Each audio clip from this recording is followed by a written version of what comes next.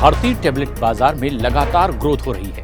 2025 की दूसरी तिमाही में जो आंकड़े सामने आए हैं वो काफी उत्साह बढ़ाने वाले हैं। अगर इन आंकड़ों को पिछले सालों से तुलना करें तो उसमें 20% और पिछली तिमाही की तुलना में 28% की बढ़ोतरी देखी गई है। साइबर मीडिया रिसर्च यानी कि CMR की रिपोर्ट के मुताबिक भारत के टैबलेट बाजार में इस साल 10 से 15% की बढ़ोतरी की उम्मीद है। 2025 की दूसरी तिमाही में मजबूत प्रदर्शन की वजह डिजिटलीकरण में बढ़ोतरी, 5G उपकरणों की अधिक उपलब्धता और मार्केट लीडर्स का रणनीतिक चैनल विस्तार है।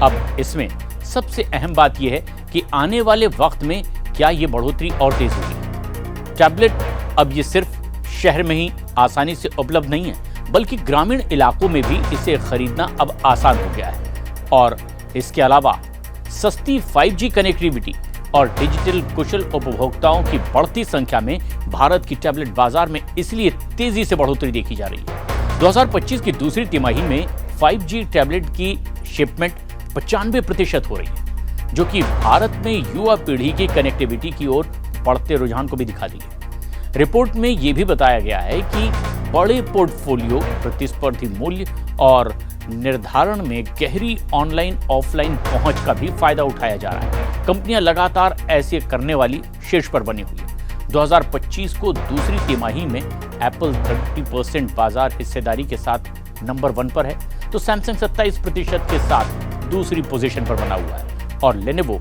18% के साथ बाजार में तीसरी पोजीशन पर है। साइबर मीडिया रिसर्च विश्लेषकों के मुताबिक भारत का टैबलेट बाजार 2 क्षेत्रों में बढ़ रहा है। पहला है वैल्यू फॉर मनी और दूसरा है premium segment. Value for money segment में बढ़ोतरी दोहरे अंकों में चल रही है, जो छात्रों और बजट के प्रति जागरूक यूजर की ओर में एक मजबूत मांग को दिखा रही है। और ये वो सेगमेंट है जो विश्वसनीय प्रदर्शन चाहते हैं। 2025 की दूसरी तिमाही में भारत के टैबलेट बाजार में एप्पल का दबदबा बनाने में कंपनी के इस साल लॉन्च हुए iPad 11 सीरीज की अहम भूमिका देखी जा रही है। और इस तिमाही में iPad 11 सीरीज की हिस्सेदारी एप्पल के कुल शिपमेंट में 70% की है।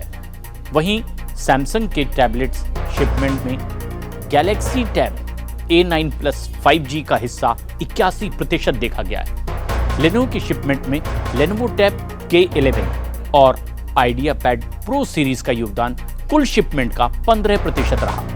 और इसमें गौर करने वाली बात यह भी है कि एप्पल के टैबलेट दूसरे ब्रांड से महंगे होते हैं, फिर भी वो टैबलेट सेगमेंट में लीडर बना हुआ है।